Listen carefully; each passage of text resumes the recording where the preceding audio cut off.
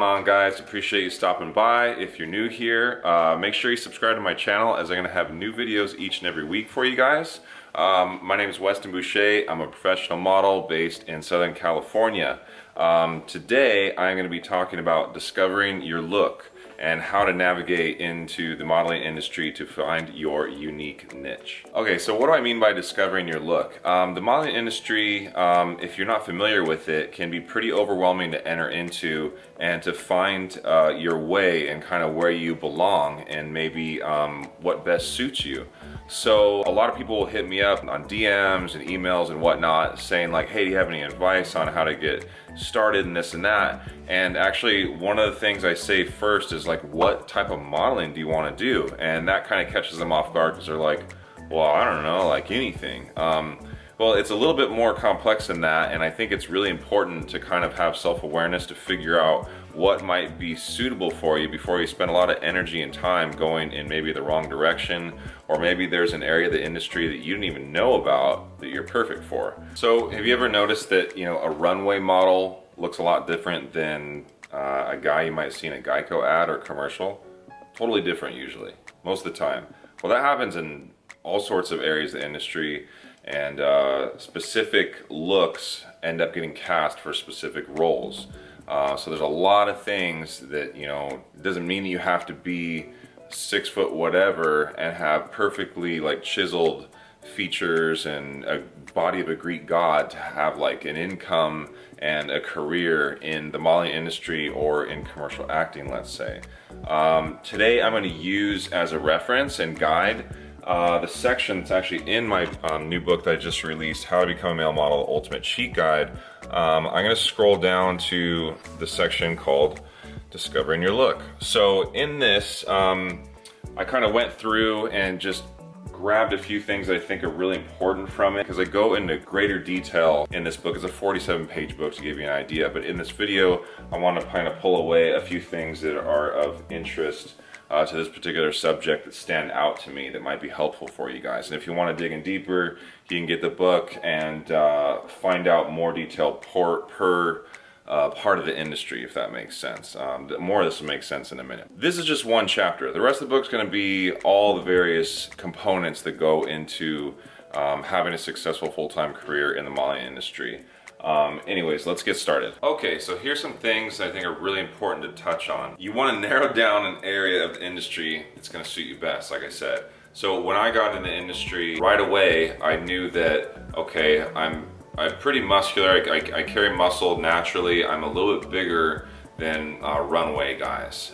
So right off the bat, it was kind of obvious that it was going to be really tough for me to do the Abercrombie type body type, because it just isn't my body type. I do runway. I've done maybe 4 or 5 shows total in 7 years, but they're very specific. I was cast for them because that particular brand, it just made sense at the time. But there's runway models that do it full time, and they're in New York, and they run shows constantly, or they're traveling and they're doing shows in other areas of the world where they're in season. So anyways, that's an example for me. I knew that I rode motorcycles, so that gave me an edge at a Harley Davidson casting. So if you have special skill sets, sometimes that can really help you to kind of get into a vein.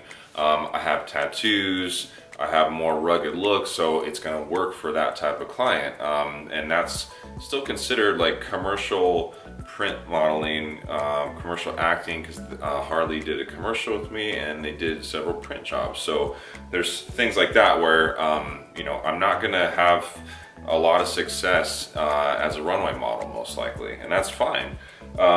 Another thing that you might want to consider too, that I did, is that maybe you're super into fitness, but maybe you're more on the athlete side than you are on physique and aesthetics and even borderline bodybuilding, and that's okay. One may be better suited to be with an agency that represents a lot of models for companies like Adidas and Nike, and the other one kind of pushes more towards men's fitness magazines, gym equipment, supplements, and things like that. So again, being self-aware while I'm on that point, I think is really important.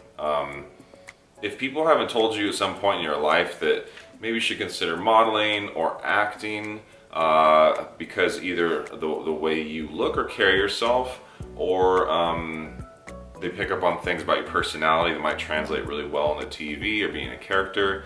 The reason I say that is because some people just really lack that self-awareness, and not everyone can do certain types of modeling. It's a shallow industry in certain areas, and in other ways it's just all about branding, advertising, and whatnot. Like I said earlier, if they cast for a Geico commercial, or a tech company casts for something for IBM, Microsoft, Apple, they'll cast for relatable people. Sure, you still need to have like generally good looks and not some, you know, type of body that's really in a certain direction or another, meaning like if you're 6'6", like you're gonna have limitations for sure to be cast. Or you'll get typecast because of that, and you'll get all sorts of roles in this one area. So I can't really speak for everyone, but I can say that, you know, if you're in a range of just keeping your body at normal proportions, you're gonna have better odds. Staying in relatively good shape is always a huge benefit, especially if you're doing print modeling. The odds of you going into a casting and getting it are really hard, because the people that are waiting in line are out there. They are spending a ton of time to make sure they look their best, because their job is to be in front of a camera and then eventually be on screens for other people to look at and then translate that into whatever they need. You know the rest. I don't make up these standards, nor do I agree with all of them or condone them, but it's just the way it is. Another thing about that is considering, you know, your ethnicity. Maybe you're just an all-American guy and you're going to be great for a lot of print work that's very conservative, and it's all lifestyle, and it's like Eddie Bauer and brands like that. And maybe because of your ethnicity and background, you have a more exotic look, and you're going to be ethnically ambiguous, as certain castings say. So these are all things that tie into various sects of the industry, and in the book I go into detail for at least 6 industry looks and what they are and kind of who fits into them. But I'm just touching on a few things because I can't let this video be, you know, an hour long, unfortunately. It's good to think about your body type, because that ties into the type of agency you might go after. There's agencies that specialize in all sorts of things you never think of. I remember that I worked a job once for a cruise line, and for one of the big shots they needed someone who was a legit ballerina, and that agency was a talent agency slash modeling agency, and they had people with various dance skills. And there's lots of jobs you don't think of, and that job paid really well. I believe it was $3,000 for the booking, and I only shot for 45 minutes and I was done. So that's the type of stuff that can happen, but to be in those opportunities, or to get those opportunities, you need to be discovered. And so part of it at the base level is to make sure that you get the right eyes on you, or you'll just spin your wheels and, you know, try all different types of modeling. Maybe that's not where you should be. You got to find your own lane. A lot of times I'll get messages from guys about their height. This does limit you. If you're under 5'11" or under 5'10", you'll have not as good of odds for fashion, especially. The reason this is because most of the time the clothes are designed for someone around, you know, 6'1" or 6 foot, you know, a general basic proportionate build. Height can restrict you, but what I always tell people is that there's the commercial side of modeling and acting. I remember doing a Hyundai commercial, and I was cast to just be kind of a rugged looking guy in a cafe, and they put like baseball cap on me, flannel shirt, and a cup of coffee, and I didn't even look like myself, really.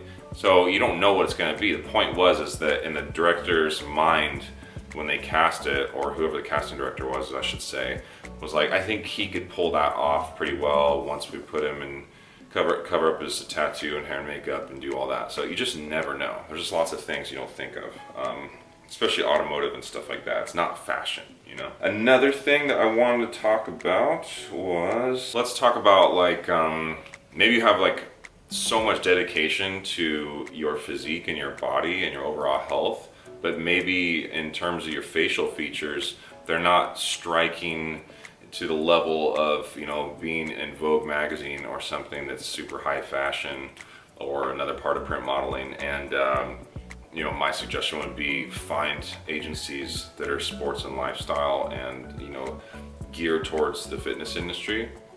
That would be where you'd want to dedicate your time, and you want to keep dedicating your time to fitness and being known for that, being an entity that like people start to notice on even social media, and then agencies will take that into account. Obviously, there's so much that I talk about in the book that I feel like I'm just kind of not giving the whole picture here, but I am trying my best. Make sure you guys comment below with questions as well. I'll try to help get to those. Oh, and on that point, I did start a Facebook group recently. It's a private one, and it's kind of a support group for aspiring models or current working models. I'm the moderator, but I can't be in there to answer all questions. But it's pretty awesome to see the guys in there right now, and they're already trying to help other guys answer questions to things that they already knew, and vice versa. It's just a cool thing, so make sure to check that out. The link is going to be in the description below. Anyways, yeah, I realized how long this video is just getting, and that I more than covered. I went way beyond even the bullet points that I want to talk about, so hopefully that was super helpful for you guys. I love sharing and helping people get ahead in this industry because it is intimidating to navigate, like I said. Sorry, you can hear the dogs out there with their chew toy. Anyways, yeah, some people might say like, oh, well, it's easy for you as a current working model, like you have it figured out and you look like this or that. And to that I would say, I have dedicated so much time to being in optimum shape and maintaining that for years now. And personal grooming and aesthetics, all these different things that I do to make sure I look my best. If I go back in time, and I'll pop an image up on the screen about how I kind of looked before I got in the modeling industry. You know, it's a lot of dedication and a lot of tweaking and fine tuning, and so, again, self-awareness to try to figure out how I could try to look my best for the type of jobs and clients I'd be most likely to get booked for. Hopefully that's helpful. I don't mean it in a way to sound arrogant or anything like that. I'm super grateful for where I'm at, and there's guys that are just like killing it way beyond me that I look up to. And what I would add to that is that the guys that really work the most aren't necessarily like God's gift, you know, to humanity. They're great looking guys, but they are easy to work with, dependable, down to earth, and they just work hard and they hustle, and they get respect from models and agencies alike. So I'd say that's a really important thing to consider if you are a little bit discouraged that maybe you don't think you have super striking looks or whatever. You'd be surprised you know, what you can do when you start to get more comfortable in front of the camera and work on personal style and try to learn from other people. That's what I did. I mean, I wouldn't be where I am. It's not all me. It's just me applying myself based on other people's wisdom and advice and support. So I want to thank everyone for that, by the way, that's watching. You know who you are. So anyways, that wraps up this video. What I plan to do is continue a series by going through the various chapters in the How to Become a Male Model, Ultimate Cheat Guide ebook I mentioned, and touch on those things. And if you want to dive in further, like I said, the info is in the description below in terms of getting a copy of the book, downloading it. It's in PDF format, so you can take it anywhere on your tablet if you're on your way to a shoot or a casting, or you're meeting with an agency and you need to dive in right then and there with quick access. You can jump all over the book. It's really nice in that regard.